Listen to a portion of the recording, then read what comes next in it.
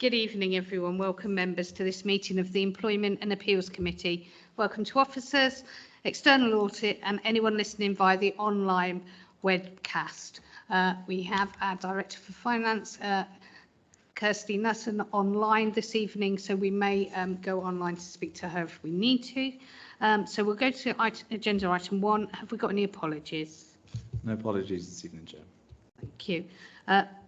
Number 2, for the minutes, it's to confirm the minutes of the Employment and Appeals Committee held on the 10th of October 23. I will propose the minutes from the Chair. Do I have a seconder? Thank you, Councillor Ellison. All those in agreement?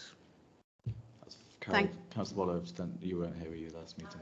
Yeah, abstain. And an abstention from Councillor Waller. Thank you. Who was not available. Thank you.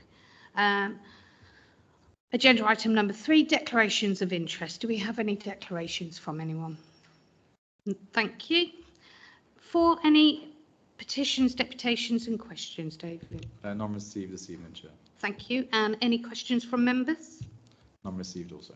Thank you. Any notices of motion from members submitted under Procedure Rule 97? None received. Thank you. And so firstly, we'll go to our first agenda item, that's Job Families Policy, and we'll receive report number 522024. And I think this is presented by Fiona. Oh, from Sam. Sorry, welcome, Samantha. If you'd like to go forward. Thank you, Chair. So just presenting this report for the committee's consideration. It's to propose some amendments to the job evaluation policy.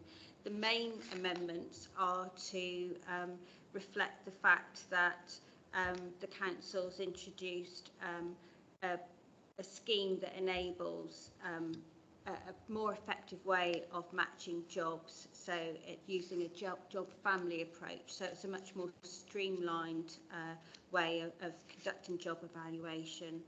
And then the other changes are generally to reflect things like clearer separation of roles within the job evaluation process to make sure that there's objectivity at the different stages of the process as well.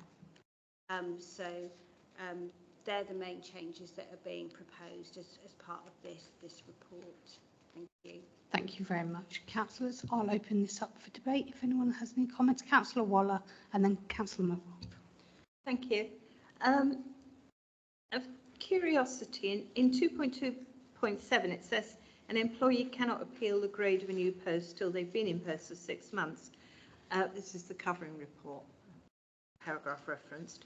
That I completely understand why. I'm just curious, do many try to? That's my question on that. And my comment more generally under 2.2.8, next paragraph in the covering report, I think it's absolutely excellent to have the clear separation, so thank you for that. Thank you. Does anyone want to come back on the comment about whether people try? It's unusual, I think, is the best way of putting it. It really is that sometimes people are having had an evaluation or let's call it immediately disgruntled and think, oh yes, the first thing I should do is appeal. But as things bed in, it's that giving that time so they can pause and reflect and look at that. So, but it is unusual for there to be appeals following the evaluation at that stage. Thank you. But it does occur.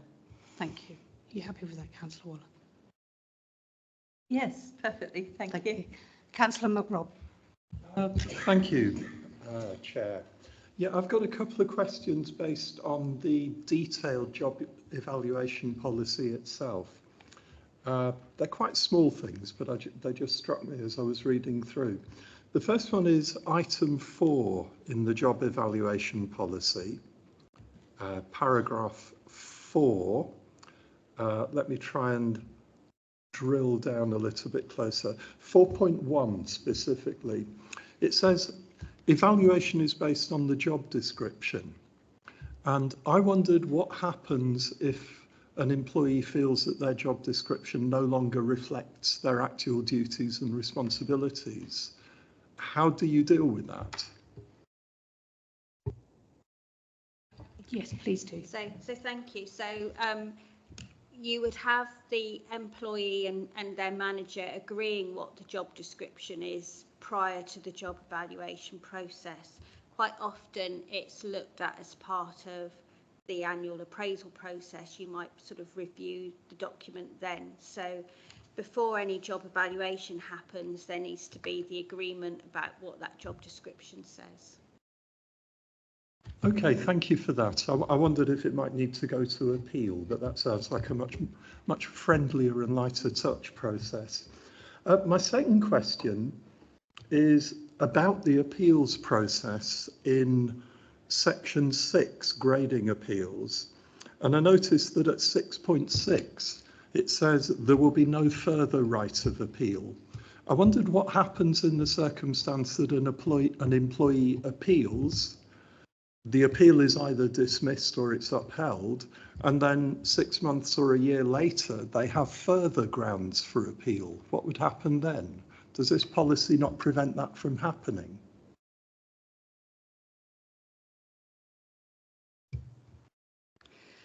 So it's common practice now to have a one-stage appeal process in something of this nature in the employment process. So that's not unusual.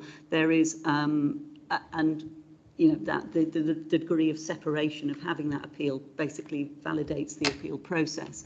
Can people come back again? Yes, they can.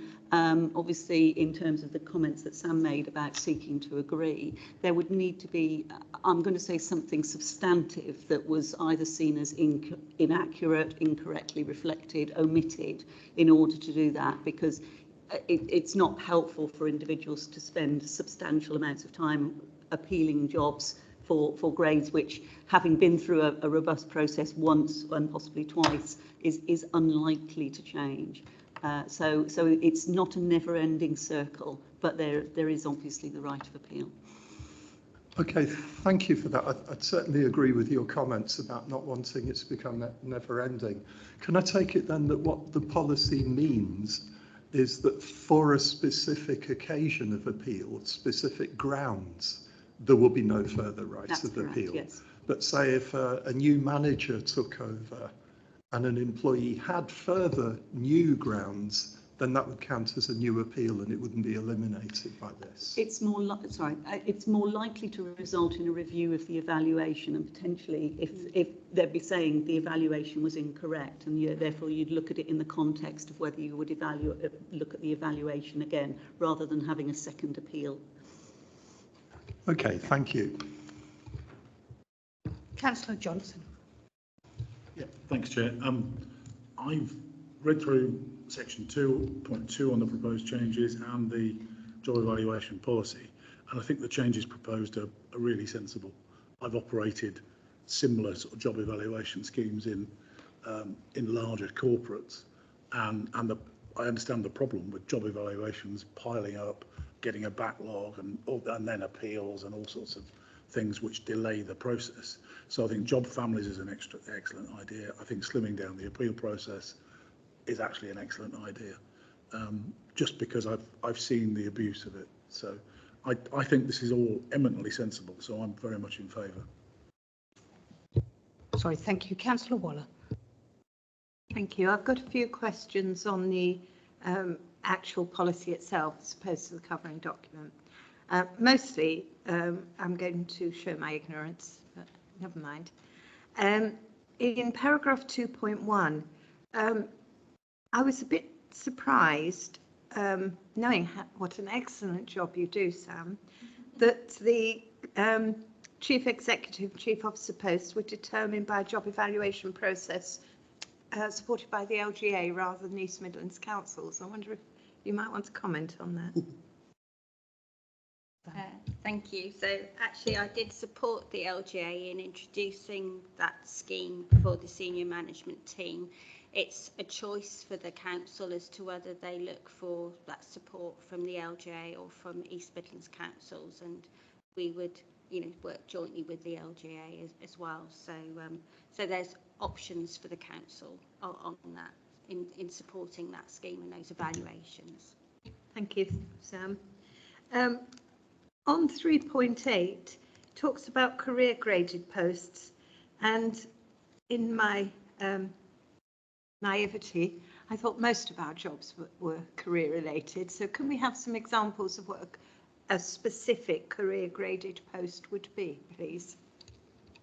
Thank you, Chair. So a typical post would be in, say, planning or environmental health, where you've got somebody coming in at a lower level of career within that profession, and then over time with experience and increasing qualifications sometimes, then their grade gets increased. So it's a way of sort of growing people within those professions and having their pay adjusted accordingly.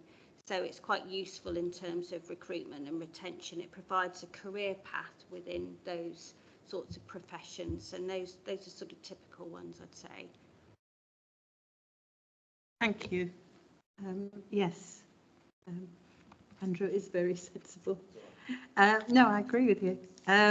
But thank you for that. And my final question, you'll be pleased to hear, Chairman, is that it's sort of linked to 4.1, and it's the quality of job descriptions that are produced by service managers. Are they helped in learning how to produce a good job description? Please. Thank you, Chair. So the managers are provided training, and sometimes I know in the past that East Midlands Councils has supported training in designing job descriptions and person specifications. So it's something that is really important, because not only will it sort of drive, if you like, the job evaluation, but it's essential in terms of selecting people for jobs and making sure the jobs reflect what's required in the role, but also are attractive as well to potential candidates as well. So yes, that is covered. Thank you. Just to add, maintaining the separation that's needed for job evaluation, there's also support from the HR team. Any other councillors? I just have one additional point, coming back to Councillor Waller's point, just regarding 3 points. Where were you? Sorry. The career graded post, 3.8. Previously, here we've had the apprenticeship policy and the apprenticeship. So am I right in thinking that this would also link into that, the apprenticeship? So if someone was on, we know from the paper we had on apprenticeships that certainly in our planning department and in some of these professional, we have people on the apprenticeship scheme. So would they then be on this path? Would that kind of link in and show the progression, I think is my question. Potentially, yes. There isn't necessarily a direct link between an apprenticeship and a career grade role. You'll have people come in, I'm talking general terms, not necessarily specifically Rutland terms, but you may have people come in on administration apprenticeships. They're likely to progress within their career as they gain qualifications, but that's less likely to be a career graded role. Whereas in the areas where there is typically a career grade pathway, the apprenticeship qualification gives the ability to move up through that career grade, as might previously been done by other, college courses or such like.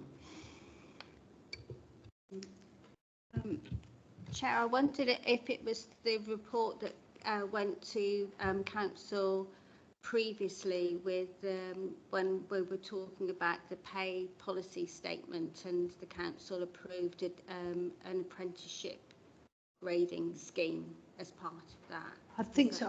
I'm going to look to Councillor Waller, because I know she was with me the evening we did apprenticeships. We asked about specific apprenticeships, and the only reason I ask is because I know we have apprentices within our planning department, and we actually have people that are progressing their career through the apprenticeship scheme into and they're further in their planning skills. And I think that's where in my head it would be, would this link in, as opposed to, say, someone coming in on an administration apprenticeship and then moving. These are already people maybe in our planning department who are further educating themselves on the apprenticeship.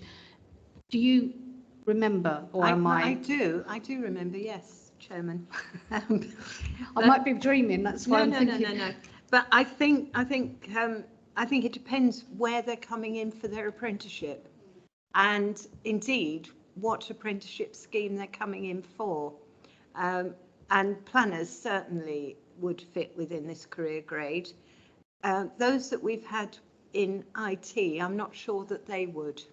So I think that's the distinction. Thank you. Any further comments, councillors? Okay, we will move to the recommendation. So the recommendation is that the committee approves the revised draft job evaluation policy. Please could I have a proposer? Thank you, Councillor Ellison. Do I have a seconder? Councillor Waller, and all those in favour? That's unanimous, Chair. That's carried. Thank you very much, David. So now on to item number 8. That's to receive report 53/2024. I think this is again from you, Sam. If you'd like to introduce, thank you. Thank you, Chair. So there's a requirement for each council to put forward a report that sets out the gap in gender pay, and that gets revised every year. So this report provides for you an update on the gender pay gap from last year. So it doesn't look necessarily at equal pay, but just generally the difference in average pay between men and women. And it sets out for you the changes, which are just slight changes from last year. Overall, it's quite difficult for organisations to compare easily in a meaningful way, because so much depends on the makeup of the workforce and whether you've got externally provided services that tend to be male dominated or female dominated, that sort of thing. So a lot does depend on the makeup of your workforce. But overall, it does provide transparency and an indication overall of the council when you're looking forward in terms of, and looking back in terms of trends. So we've provided for you a picture of the council's gender pay gap information alongside some other organisations as well. Thank you. Over to councillors. Councillor Ellison. It was just, I was intrigued, and if you, probably a question you may not be able to answer, but looking at 3.2, the female male median, 22 to 23, what happened? There are some big jumps, aren't there? And I want to be a female in 2023, and it went down for men in 2022. Do we know any, was it just that mixture again, or?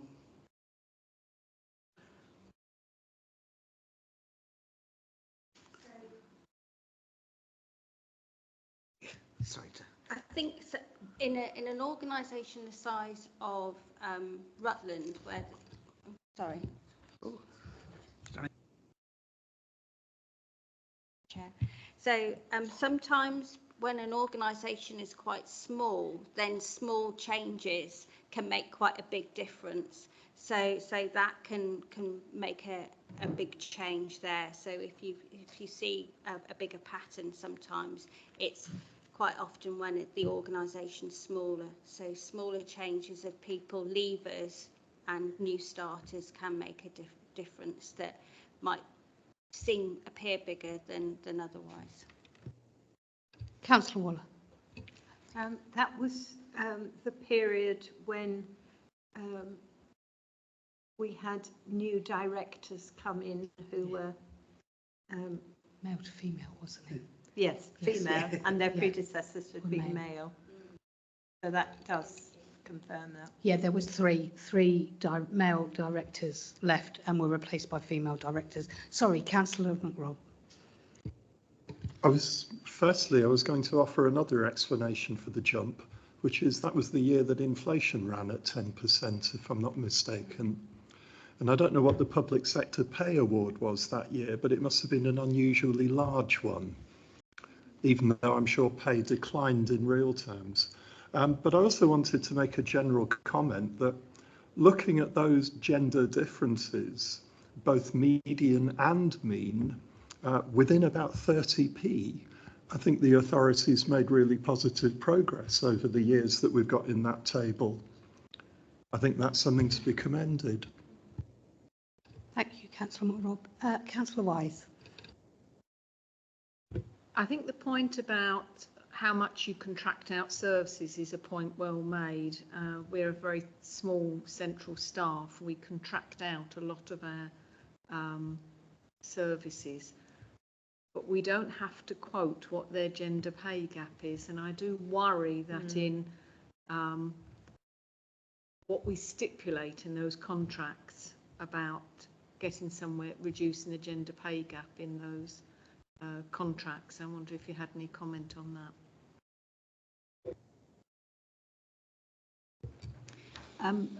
The comment I wanted to make is that all employers have to report on gender pay gap. So those that we contract with will also be needing to, will need to report on that. They are national, I'm going to say ONS, but nationally published statistics. So if you're minded to do so, you can actually search online. I'm not suggesting that you do, but you can find that any organisation's statistics online. So we could do that in relation to our contractors if we chose to do so, but they all have the same equality obligations as we do in Rutland. Thank you. Councillor Johnson. Yeah, thanks. I've got a question really, which suddenly occurred to me about the report, and it may be obvious, but have we got an objective as an organisation on gender pay, and how does that compare to the national objective, and is it different? So there isn't an objective, and there isn't a national objective. There's, I suppose, an ideal that there'd be parity, and that's what most organisations would be aiming for, is to try to have that balance to show that actually that there isn't a difference in terms of gender pay, but it's not explicitly set as a target, but it's something that organisations will want to try to achieve. Of course, Councillor Johnson. Thanks. No, thanks, Sam. Yeah, I understand the national objective, I think, because I've been there, but there are nuances on this. So, for example, the national objective might just be that we measure this and we get as equal as possible, which is fine, but it's very simplistic. We've talked about Rutland being a very stratified organisation where the strata are quite skewed. So at the lower levels, depending on where you are, you might get more males than females, etc. So a nuance on the objective for us might be that we say at all pay levels or at certain pay bands or job evaluation bands or whatever, we wish to measure and get as near to equality as possible. You see what I mean? That's a nuance on a because this is pretty crude in reality, isn't it? It's a very crude measure. Yeah. Thank you. Yes, so it is a crude measure. I think the information that has got the quartiles is quite helpful in looking at where you do have gender splits at different levels within the organisation. I think that can often be a bit more meaningful in looking at that. I think the other thing is that there's a legal requirement that councils are recruiting on merit, and that there's only limited circumstances where you're able to try to positively discriminate in any way. So I think you're right, it is a crude measure, but it's an indicator. And I think it's quite useful when you look at the gender pay figures within our sector, where they're actually very close to parity, and you compare that to other sectors such as finance, when it's quite stark, the difference. So I think it actually says a lot for our sector and promoting local government as an employer in terms of the equality and fairness and the objectivity around that. Thank you. Councillor Ferreira. Thank you, Chair. Yeah, hello there. It says on the report 4.3, what are other factors? It says, given the size of our workforce, any size or shift or sway between the ratio of male to female across the organisation can have an impact. Could you be able to tell us what the ratio is based on the organisation for every male to female? I think it. Fiona. I haven't got the detail in front of me, but if we look at the pay quartiles, you can see that they're very similar. So we're somewhere in the late 70s% female, and the counterbalance of the opposite sum for male. So it's a fairly consistent.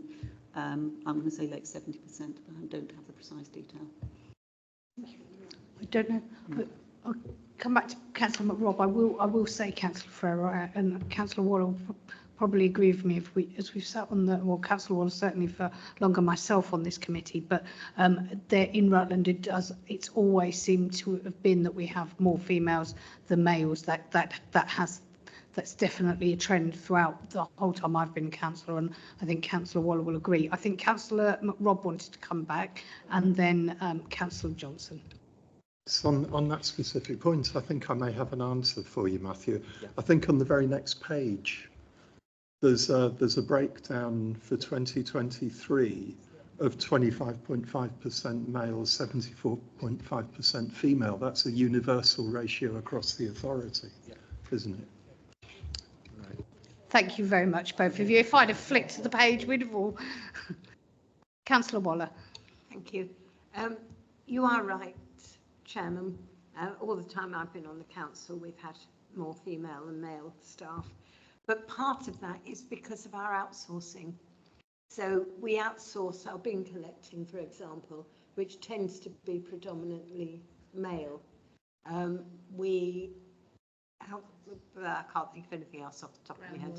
Yeah, trees, all those sorts of things, where men work more than women, whereas we don't outsource social care or either children's or adults, which tend to be more female dominated as careers. So I think that's also a factor as to why we particularly are where we are. It's certainly a trend we see often, and you kind of, it doesn't really change, does it? Are there any more comments from councillors at all? Councillor Johnson.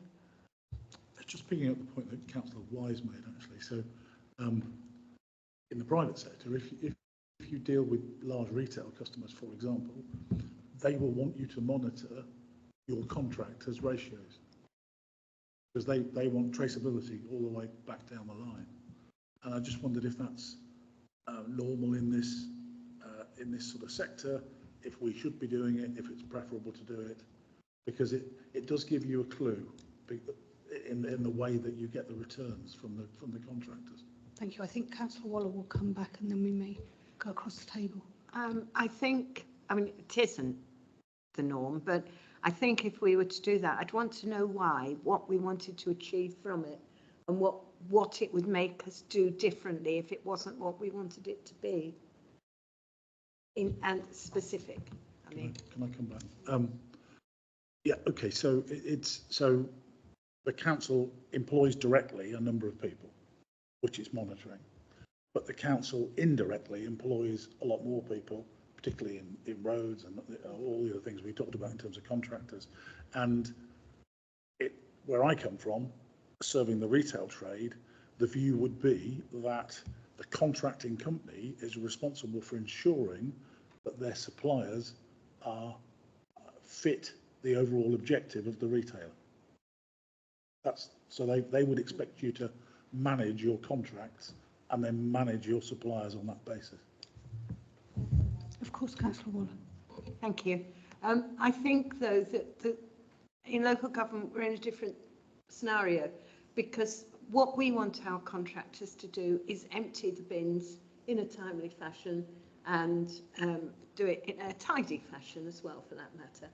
So that's what we would be asking them to do. We're not bothered whether it's men or women doing it, if you see what I mean, because it doesn't, excuse me, make any difference. We might be in a scenario, and this has been the case in local government in the past, not here, where we have high levels of unemployment.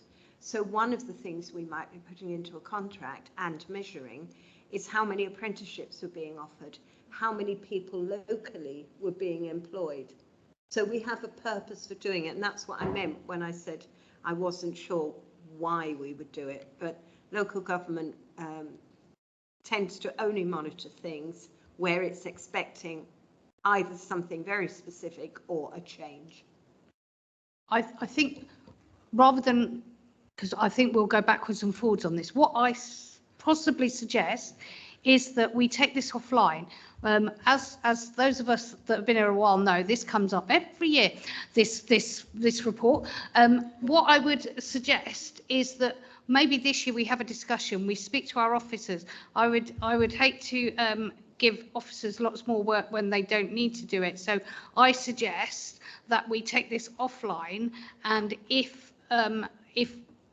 members might want to just go and have a little look at some of our contractors, I think we all know who they are, and maybe do some maybe personal investigation, and then it might be that we look at it for the next report, but as I said, I'm minded to remind members that that would mean extra work and an extra cost for the council, and that's an important time's money, isn't it? So if an officer's looking for the information, that's costing. So what I would suggest is we think of that, we take it offline.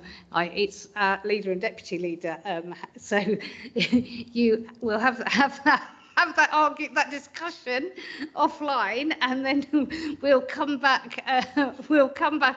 And you can let me know in future if that's okay. Councillor Waller. Thank you. The deputy leader is also the portfolio holder for HR, so I think perhaps he needs to talk to the director. As I said, I think you all need a little discussion. She is smiling from the from her chair. So yes, we will. As I said, we'll take that discussion offline. We can always come back, and you can update further if you wanted to make any recommendations for next year's report. But if there is any more questions at all, what I will do is I'll move the recommendation, and that's that the committee notes the council's gender pay gap data for the reporting period as at the 31st of March 2023, and the commentary comparison to the previous reporting periods. Could I ask for a proposer, please?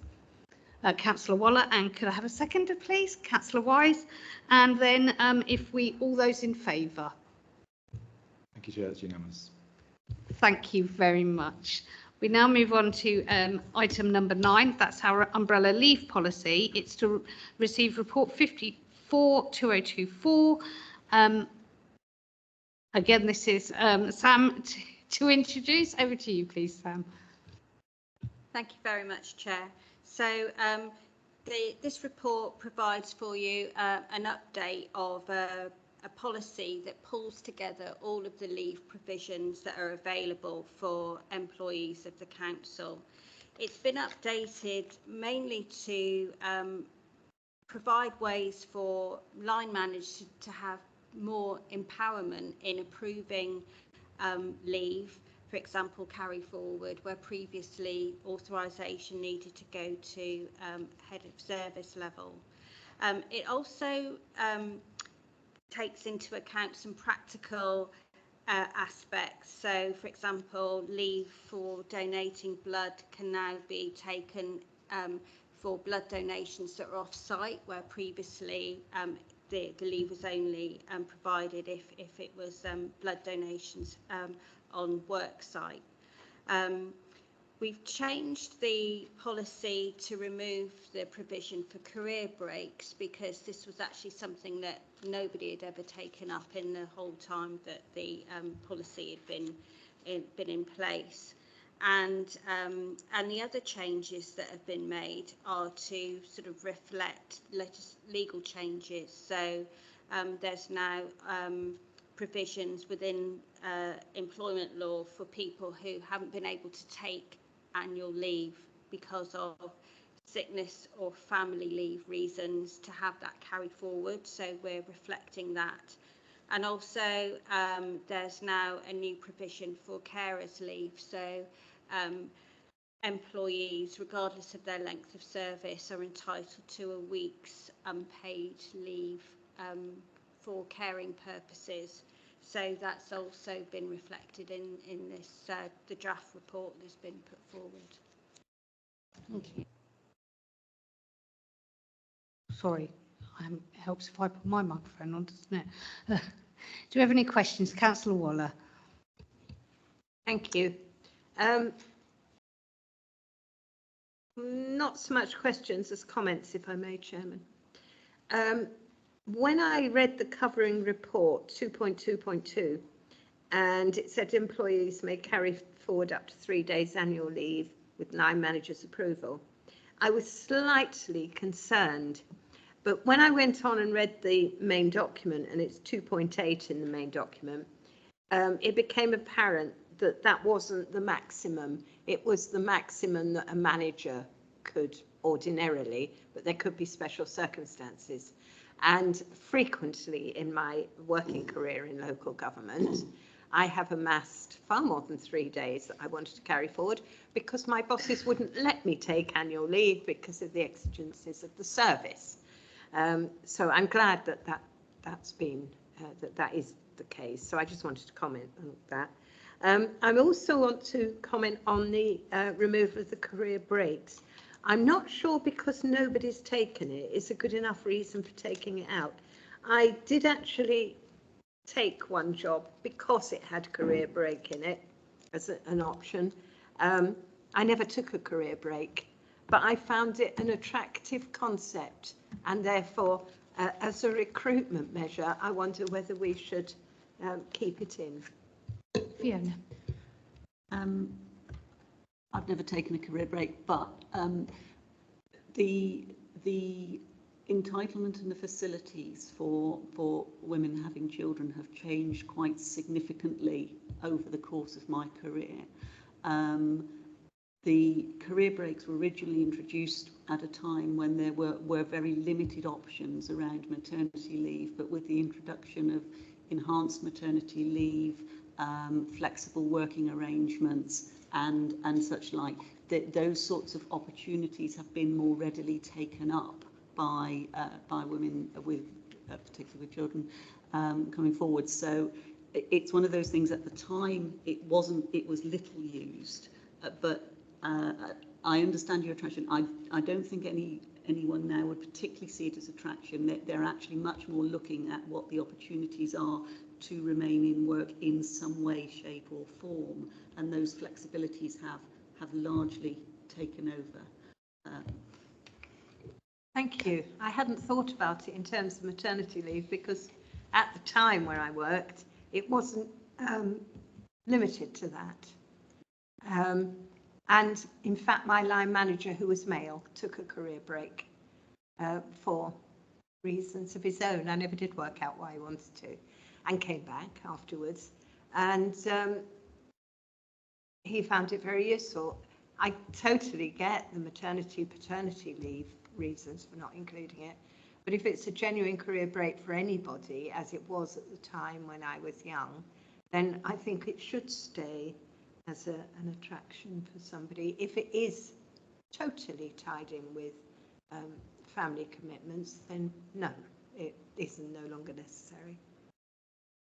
So I don't know whether Sam or Fiona want to comment. No, you're right. It wasn't totally tied. It wasn't totally tied in. I think the two worked very closely in parallel in the when it was introduced. But you're right. It wasn't limited to relationship to maternity in some way, shape, or form. I understand your point of view, Councillor Waller.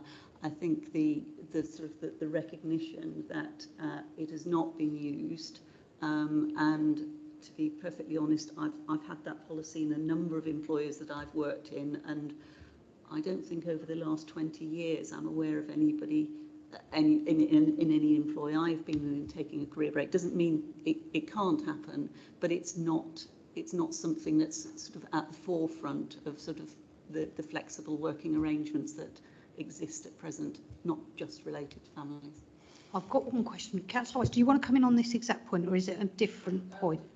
A different point. Can I come back? Are you on this point? I just wanted to check with Sam, if we can, through EMC. What are other councils doing around this particular point? Other councils do have this provisions. Some do and some don't. I think some still offer it, although it might have a limited take-up. In my experience of, I suppose, working with a larger number of councils, maybe, the times that I'm aware that it's been used more recently has been, tends to be younger people who want to go off travelling for 12 months or 2 years or that sort of thing and come back. So I think as well it's the implications of being able to manage the backfilling of those roles, and within recruitment retention challenges at the moment it can be quite difficult to cover roles on a temporary basis, but it is attractive for people, I think, knowing that the facility's there regardless of whether it's been taken up or not. I did look at the emails exchanges when the unions were consulted on that provision, and the regional union officer commented back that in his experience in the councils that he supports, he'd not been aware of people taking it up as an option there. But I do understand Councillor Waller's point about, that that doesn't necessarily mean it shouldn't be offered.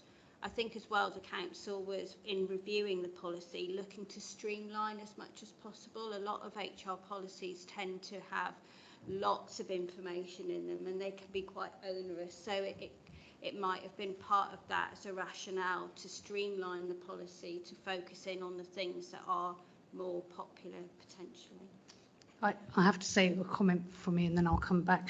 I've known it used once, and that was actually by a gentleman, and it was for it was in the civil service, and it was someone who went to work in a foreign country doing a kind of side move. So you might call it a secondment, but because it was a completely different branch of the civil service, they took the career break and then came back. So I've seen it used in that, but again, it was 20 years ago, so it was quite a long time. I don't know whether anyone else wants to come in on this particular point.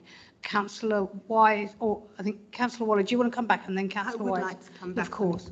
Thank you. It's just that we have trouble, as do all local authorities, in recruiting people, and I wouldn't want to do anything to, however unlikely, make it more difficult. And if reinstating this makes us look more attractive, even if people don't take it up, I'd rather reinstate it to make us look more attractive. That's where I'm coming from. Thank you. Councillor Wise. Actually, on the same point, I have seen it used more than 2 or 3 times, and it was where people were in a non-graduate profession. So a number of their friends had a year out between A-levels and their degree, or taken a year out in the middle of university to have a year out, and they felt by going out to work at that time, showing my age at 16, they felt they'd missed out. They'd got to 22 and their graduate friends had had an experience they hadn't had, and they took a year out to do that year out experience. I think the number of people that would relate to may be limited, but that is one area I've seen it used. Thank you. Can I just bring Kirsty in online, if that's okay? Would have you got any comments if we added, if we asked for this to be added back in just around the career break, would that be problematic, or would that be, is that an easy kind of move to make sort of thing? I suppose that's my request, or Fiona might come back, but that was it between the two of you. How messy would it be, shall we say, if we recommended that came back? Sorry, yeah, I'll defer to Fiona. Yeah, okay. Having listened to councillors' views, I don't see any reason, given the strength of feeling, to not reintroduce it. What I would suggest is that, obviously I wasn't here with the previous policy, so I don't know how lengthy it is, but the ones I have seen have always been fairly long, is we reintroduce it in a simple form so that it's there, that it's an entitlement that doesn't go into chapter and verse. I think that hopefully would resolve matters, and we would see whether there was uptake, obviously, but would that assist? Yes, it would. Thank you very much indeed. Thank you. And can I just so I'm for my summing up, are we happy to delegate that to director and portfolio holder in our recommendation? Are we happy about that?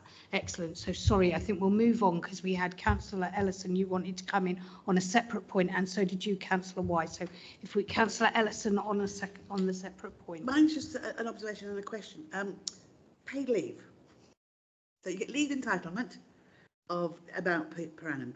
I always thought it was particularly antenatal appointments were not part of paid leave. I thought you were entitled to go on to have them, and it shouldn't come from your leave entitlement. That's in, I've got this one, 4.4. Following appointments can be taken as paid leave if they're during normal working time, which includes antenatal. And I thought antenatal was special. So yes, it's not part of somebody's annual leave. That's what I meant. That's It's why I was. not, But yes. so is paid leave not part of? Because I think that's an interesting point. Because, and I should know this, but paid leave to me is the same as annual leave, but it's not. It's additional. It's additional, so it's leave that is paid for. Okay, thank you for clarifying that for me. Thank you. Did anyone else have any comments on this section? I think Councillor McRobb just beat you, Councillor Johnson, so we'll go there and then Councillor Johnson. It's a tangent, really, and it's something I'm embarrassed that I don't already know. Does Rutland County Council work flexi time? Yes. It does. Okay. I was just... The question occurred to me because I was thinking about the same point that Councillor Ellison has just made. But thank you. Thank you, Councillor Johnson. Thank you, Chair. I just want to say again, I think these changes are entirely sensible. I understand the conversation on career breaks, which I think we've resolved.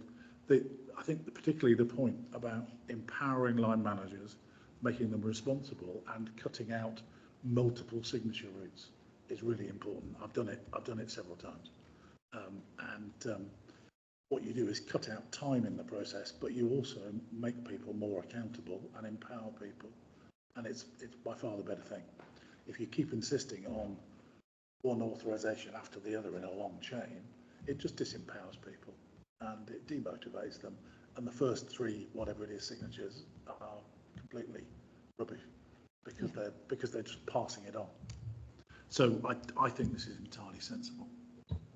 Thank you. Councillor Wise, and then I've just got, have you got anything on 4.4, or can I just jump in on 4.4 and then I'll come straight to you?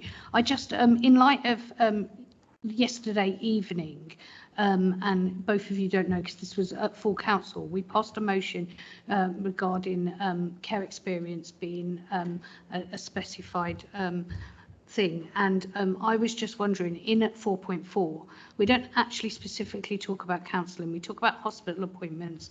Now, given that we passed the motion yesterday in council, would it be too much bother to add in something around counselling, which may not specifically be a hospital appointment, but what we're saying is that if a care leaver is to be a special characteristic, then we all know that trauma in childhood can manifest later in life and result in someone needing counselling, which may involve them taking time off work or going to appointments.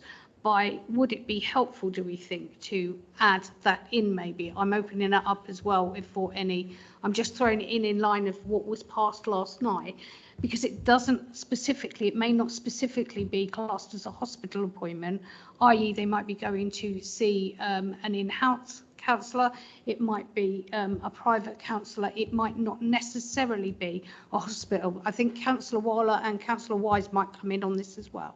No, but I'll leave it to Councillor Waller, but I just think in line whether that might also, as we're already fiddling with it a little bit, I thought maybe we needed to fiddle a bit more. Councillor Waller and then Fiona. I'm wondering whether the hospital could be widened out to medical more widely, because that would encompass support for people with mental ill health, which is what you're talking about, isn't it, Chairman? Indirectly. Kind of, although I wouldn't like to call it mental ill health, because recovering from childhood trauma does not mean you have a mental health thing, and we know there's a trauma response. There's lots of work behind it and study behind it that says actually these people do not have a mental health complaint. It's a form of PTSD, which I mean people will refer to that as mental health, but not per se. And we're trying to avoid stigma that word. I get that, and I was thinking along the PTSD is labelled as mental health. That's why I was struggling with medical or similar appointments to try and generalise the wording. Yeah, Fiona, can you offer any assistance to us, or? I'm actually going to pose a question back, which is I think we need to be careful about the implications of that. You're referring to protected characteristics. Now, obviously, and I appreciate that the council has chosen to use care leave as a protected characteristic, which is an admirable thing to do. But if we start putting in other protected characteristics, we then have to, I would suggest, in the interests of use of resources of the council, we'd have to consider the impact of that also applying to individuals who have a disability or other protected characteristics. And I think to sit here and say, oh yes, we should agree it in this session, I'm very happy with agreeing with the career breaks, but I think we would need to consider the impact of this before we could extend it. I've got Councillor Rob wanted and Councillor Wise. Excuse me. I'd like to support what you just said, Fiona, because I think if you widen that definition from hospital appointments to cover other protected characteristics, care experience would obviously be one, disability is another. Councillor Waller, I think, is considering extending it to cover mental health issues, which can be just as disabling as any physical illness. But I think we're opening a huge can of worms if we attempt to do that without a careful review of what the implications would be and about how we would choose to word and how we would choose to define the characteristics that we wanted to include. The policy as it is at the moment is simply worded and it's clear cut. I'm not presenting an argument that it shouldn't be widened, but I think that should be done with great care. Thank you. Councillor Wise, I think, then Councillor Waller, then Councillor Johnson. I don't know that we need to only allow people with protected or any sort of schedule. I wouldn't fit any category, but I had counselling for grief. And at the time, I needed that. That wasn't hospital based. Now, getting that would have allowed me to continue at work. Not getting that or trying to struggle through without it would likely have led to a much longer period of time off work. So I just think it needs a simple change to the wording to allow it to be more than hospital appointments. but I think it perhaps needs to have something that the manager needs to know what that appointment is for. So we don't have people just saying, oh, I'm off, which we all know there might be the odd one or two might. Yes, Fiona, and then I was just going to say that lots of councils, and I think Rutland is one, where the organisation offers to its employees an assistance programme, which includes counselling support as well.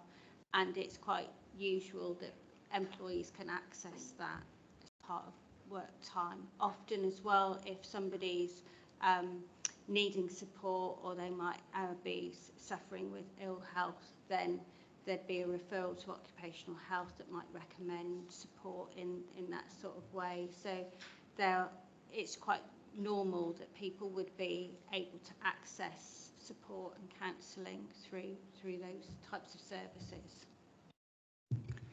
I think we need to, I mean, I'm looking at policy. We've got sections 4.2, 4.3 and 4.4. 4.3 is about occupational health appointments, which is self-explanatory. But I think it's the balance between 4.2, which is talking about making time up and unpaid leave and such like, and what is paid for. Now, again, I think that section has probably not been amended. It's always been there, or been there for quite some considerable time.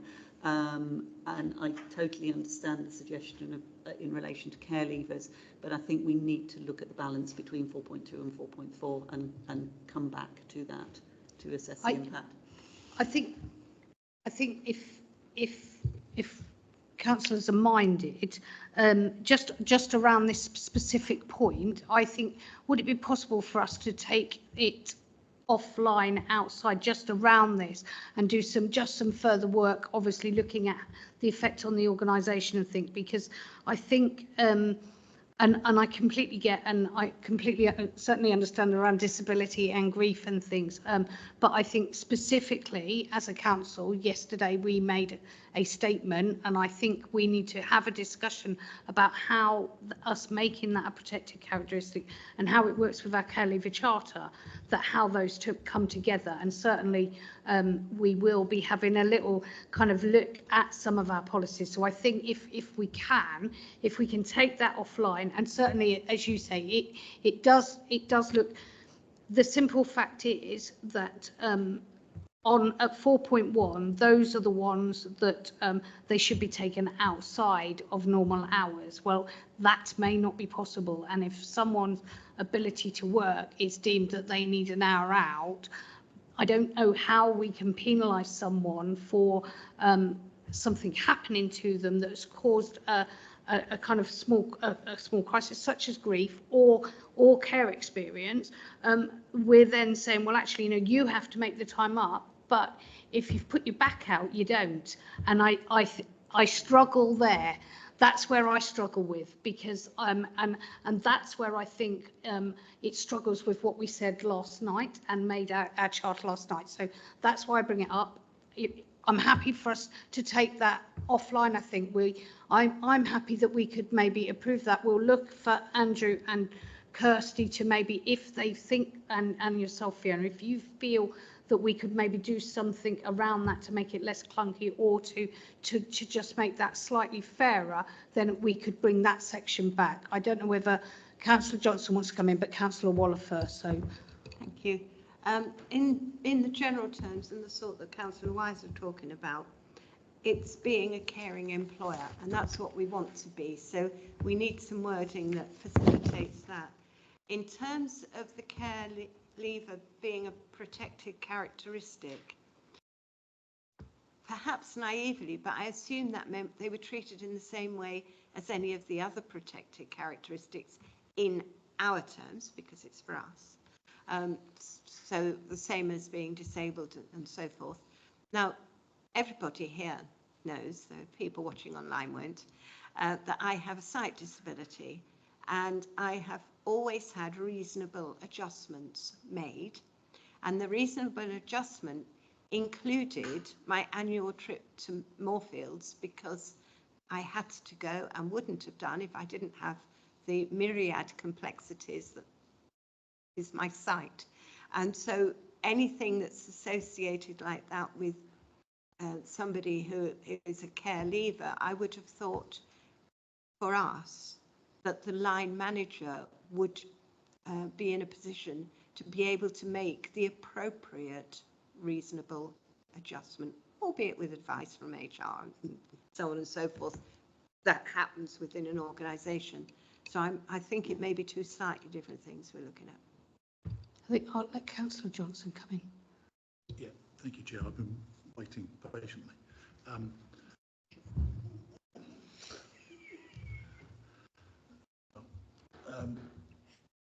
Thank you. So I think we need to be really careful with this in that we can all relate it to personal experience, and I understand the personal experience is valid. So you know, I'm not precluding personal experience, but in terms of designing wording and designing a policy like this, I really think we should not be, as councillors, designing it on the hoof, Exactly. which is what we're attempting to do. I think what we need to do is give Fiona and Sam some direction as to what we'd like to see approximately, because the wording of this is really important. There is the potential for abuse in this sort of policy, and we do need to be careful that we're not leaving ourselves open to additional claims because we're including some and not others.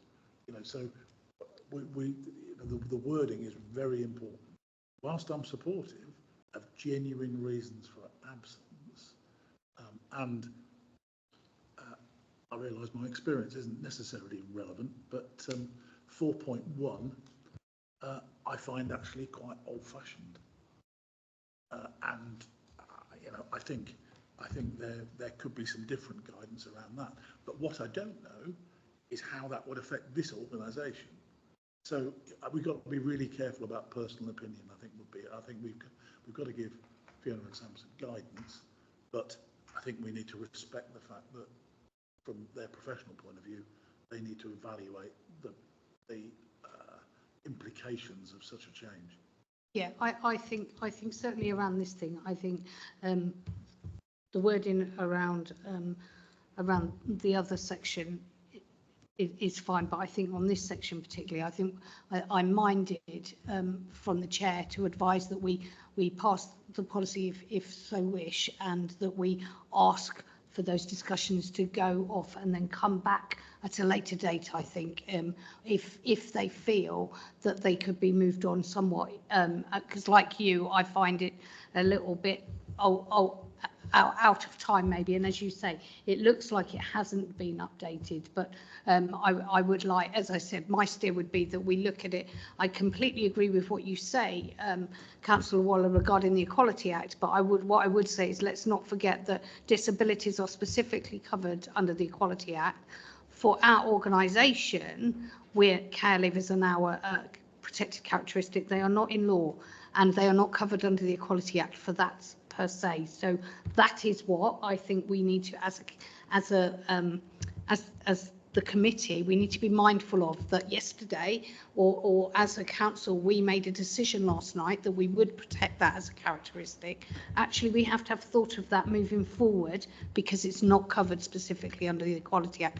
Parts of it would be. So if there, say, is a diagnosis of PTSD or so on and so forth, there might well be. But I think last night specifically, we passed a kind of more nuanced thing. And I think I would like to embrace that, I think, and as a committee, I think if we're mindful of it through our policies, we can maybe update. And of course, it will affect other people as well, not just those with those protective characteristics. We'll move on to the next bit. I think Councillor Wise, you had your final point, and then Councillor Ferreira after Councillor Wise. So sorry, Councillor Ferreira, did you want to speak about this, what we've just said, or have you got a separate point? I just wanted to make a point additional to what Councillor Waller said about understanding employers. Because obviously long-term mental health conditions can have impact on timekeeping, and people may struggle to fulfil their roles or capacity of the job. But also think as attitudes change towards mental health conditions and disabilities, I think that additional training from line managers would probably help in identifying employees that need further assistance. Yeah. Because a mental health disability or mental illness should not be a barrier to employment. No, thank you. That's a very good point. Councillor Wise. A question, and then I'd like to make a point. 9.2, should there be a list? Examples about why an employee may wish to take parental leave include absolutely nothing. You've got no excuse whatsoever, because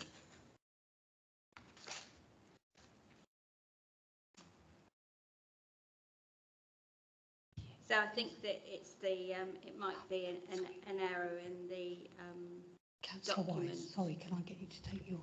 Thank you. So that there is a list that's underneath at 9.3. So it's as it's a drafting error. So examples of why an employee may wish to take parental leave include, and then it's the list at 9.3. So it needs to be revised for that. no, I think 9.3 is the class of people who would be judged as a parent such that they can Yes, take parental and leave. there's I think 9.2 is an example of why they might want to. So, for example, it might be their child has a planned operation and they want to accompany them into hospital. So I think 9.2 is examples of why. 9.3 is how you're classed as a parent. So I do genuinely think there's a list missing. Yeah, I think Councillor McRobb.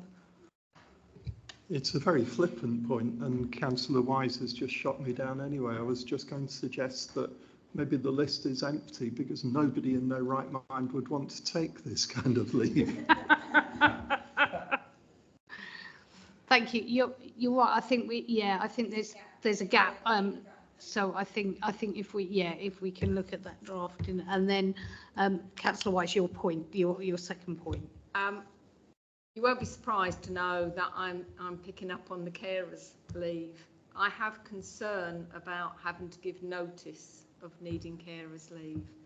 As an ex-carer, I can assure you that at a moment's notice you can need leave to have major things to sort out. I'm sure you probably do as a parent, but I think particularly as a carer, the person you're caring for can have a fall and you're immediately into a whole lot of work. You have absolutely no chance to give 3 days notice of that. Yes, and actually there are separate provisions for that. So there's an emergency special leave that can be provided for people who have those circumstances where all of a sudden they need to drop what they're doing and go and support a family member or somebody that they're caring for. So that's covered separately to this. So notice wouldn't need to be given for that. So is that included in this policy and I've missed it? Or It's 10.8. I've missed it. No, it is just at the end of 10.8, I think. Councillor McRobb. I think it may be covered by paid special leave, which is section 3. Yeah, I think 10.8 specifically talks about emergency leave, I think, and then, as you're right, there is the section. Yeah. Yes, it's on page 30. So it's on the section of special leave and examples of helping a dependent who is ill, injured, assaulted. So there's additional entitlements there. Yeah. 10.8, yes, and 10.8 specifically about, but yes. So I've got our chain. Is there any further comments from anyone that they can think? So I've got a couple of our changes. So our first one was regarding the career break. We wanted that reinstated and we were happy to delegate that to the director and the portfolio holder. and then we were just going to, at 9.2, we were just going to correct the missing text. And again, if councillors are minded, I'm happy for that to be delegated as well with the same. And then separately, we would like Fiona, Sam and Kirsty, and obviously portfolio holder, to go away and look separately at that other section. Are we happy that those would be the recommendations and changes we made? Because right, so sorry David, that's got a bit messy, hasn't it? Yeah, sure. I can't, my system doesn't work with the I can't see the recommendations. So, yeah.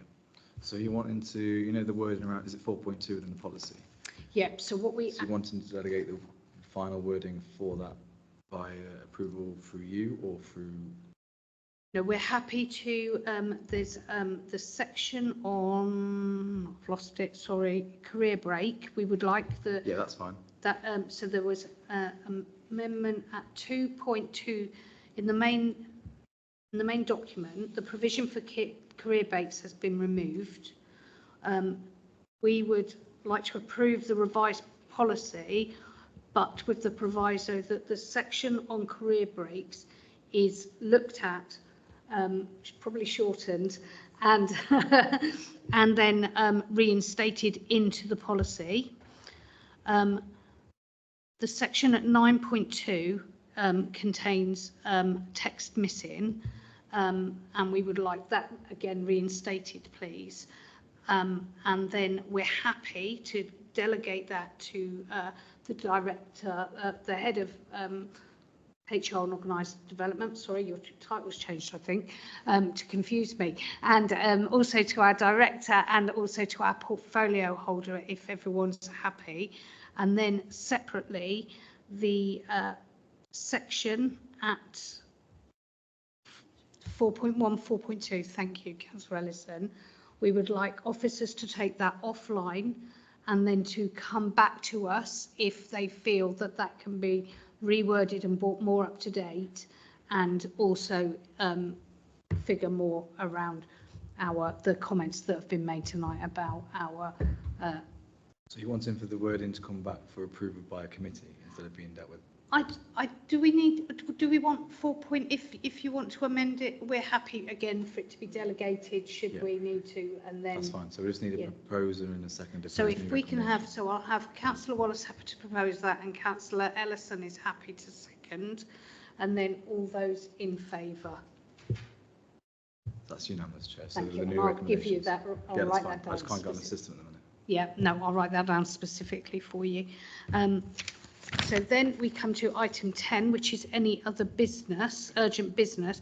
We don't have anything notified, but, and again, this goes back to the preceding minutes.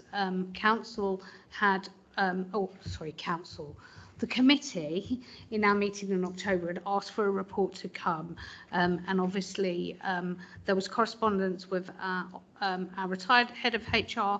I'm aware that Fiona, you've actually only just come on board, so the ability to raise that paper has not been possible in this thing. However, it is a valuable piece of work that we think will really aid council and members, and actually I've been asked by other members, not with this committee, around the comments on that. So I suppose I've brought it up in any other urgent business because I'd like to action it. Obviously, this is probably going to be the last meeting of this year, and we move to our next year, and I'd like this to be brought forward. But I would just like to ask, in reality, around timescales, and I'm aware you've only been in your role a few weeks now. When might you think that something that's quite a big piece of work would be able to come forward? Just to respond, yes, I found out about the recommendation on the day the papers were submitted for the committee. So unfortunately, that simply wasn't possible. It was my first week. So very happy to bring back a report. We are late March now. We will be heading into our annual reporting cycle. So, I mean, I don't know that we've got scheduled dates for this committee. So there's provisional dates for the next calendar year, but they're not. Yeah, I mean, as long as it's not next month, it should be. I would anticipate certainly within the next in Q1 we'll be able to report. Okay, I think Councillor Johnson. Thank you, Chair. Sorry. Fiona's only been here a couple of weeks, but we have had a session, and one of the things we talked about was a plan for the areas that are priority areas in recruitment. So Fiona and I have already talked about that, and I know that Kirsty's aware of that as well. And I think that needs to be taken in priority order. I think we need to be careful not to have an umbrella. I think there needs to be a hierarchy based on need. So in other words, the functions that have got the most vacancies first. Yeah, I think there was a thing around the hold on, I shall look quickly at my email to see when we were in our last meeting. We requested, sorry, bear with me. That's it.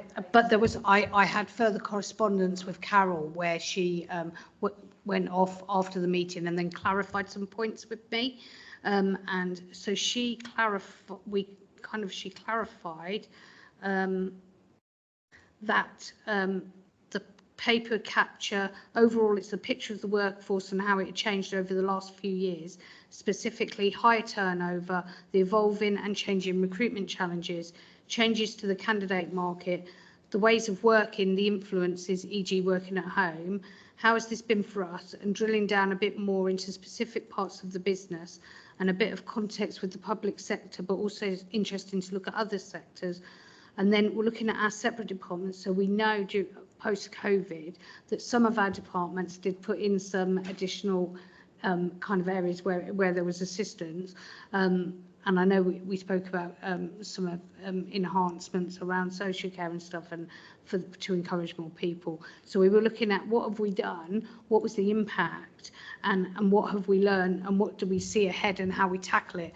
And I think it was brought on by a previous paper. We've had a couple of papers where we talk about post-COVID, and post-COVID as though it's going to change. And actually there was I think amongst the committee last time, we felt that actually we're now in a new kind of way of working, and we need to kind of shift. I think that was it. It was how we would shift away from, well, this is post-COVID, to actually no, this is a new, and we wanted to be kind of ensured that the organisation was kind of around that, and whether members we could offer any support through policies and stuff around that. And I think it was around, I know individual, we have a lot of portfolio holders here, but we know that specific areas have specific problems, as Councillor Johnson said, but equally some seem worse than others. Some things have worked, and it was as an organisation, it feels at the moment it's been quite bitty, and it was how we can bring it all together as an organisation. And I think that's, and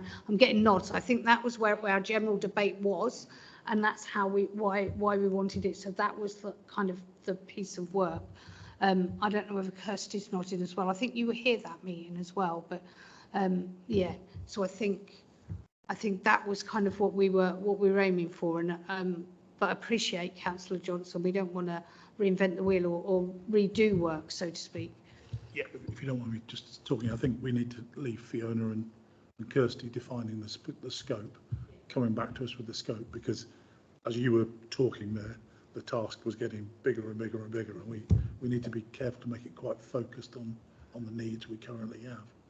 Yeah, well, I think, yeah, and obviously that was, it's difficult when you have a change of kind of staff. So that was the thing. I think it was felt. Carol, I know, having spoken to Carol, I think she was looking forward to fresh eyes looking at it as well, and whether they brought.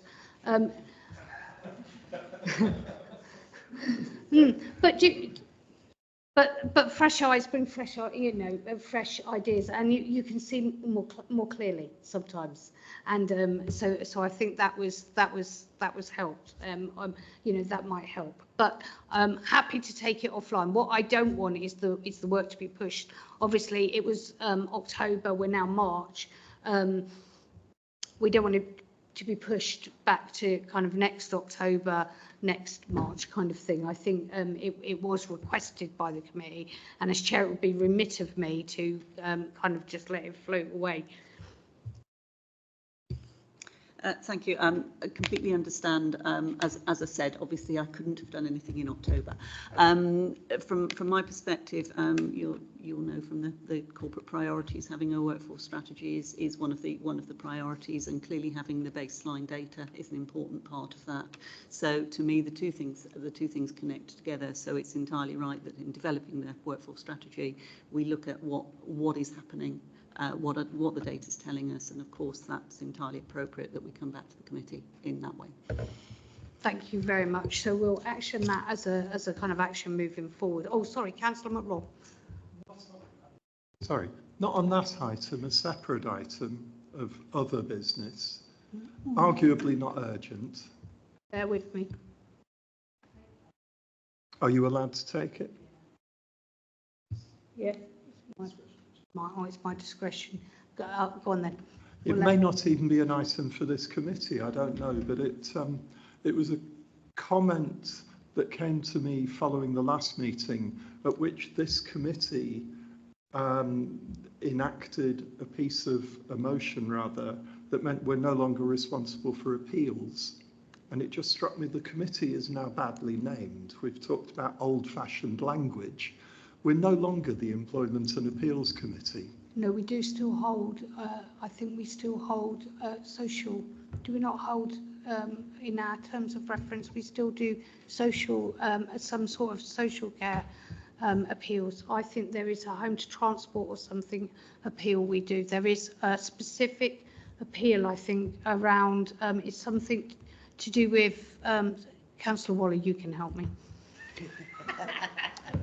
I don't know whether the terms of reference have changed particularly, but we have in the past heard home to school transport appeals, and we have also heard appeals against business rates, something to do with business rate. It was so many years ago now, I can't remember the details of it, but it was rateable appeal.